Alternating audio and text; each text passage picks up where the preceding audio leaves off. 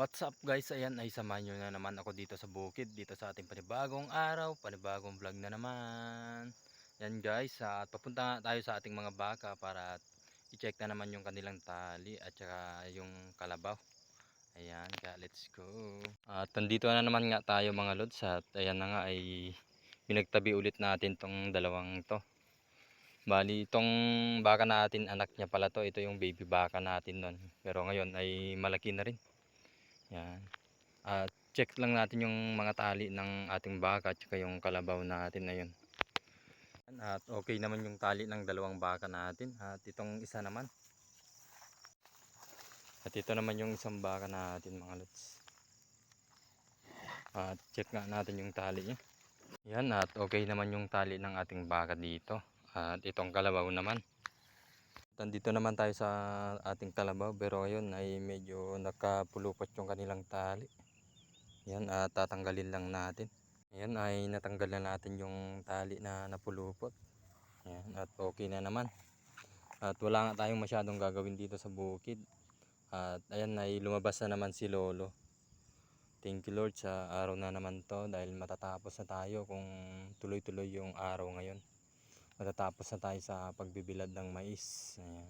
Thank you Lord God. At nandito na naman tayo sa ating kalabasa mga lods, at kukunin na lang natin yung bulaklak na makikita natin. Ayan. Ayan mga lods, at ito nga yung nakuha nating bulaklak. Ayan. At may isang bunga pa pala dito na hindi natin nakita. Kukunin na rin natin kasi okay naman na yung size niya, na pwede naman nang gulayin. Ayan. Ayan, at tapos na naman tayo sa gawaing bukid. At ito nga ay may napitas tayo mga lods na isang kalabasa. At kinuha na rin natin yung bulaklak. At bibigay na lang din natin to mga lods, dahil nga may kalabasa naman tayo dun sa ating bahay. Kaya ayan, bibigay na lang natin.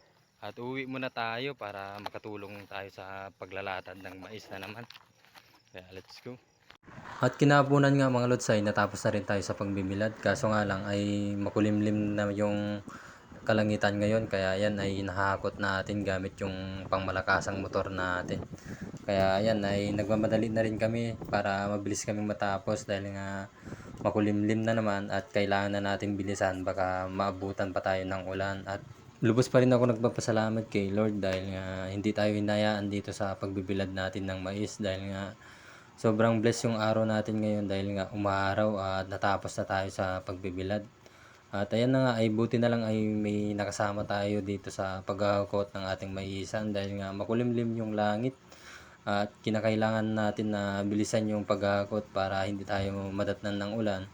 Kaya thank you sa tumulong sa atin dito, dahil nga kung wala tayong kasama dito, ayan ay syempre maabutan tayo ng ulan. Sa dami ba naman nitong mais natin ay hindi natin kayang tapusin to kung wala yung kasama natin. Kaya maraming salamat sa kanila.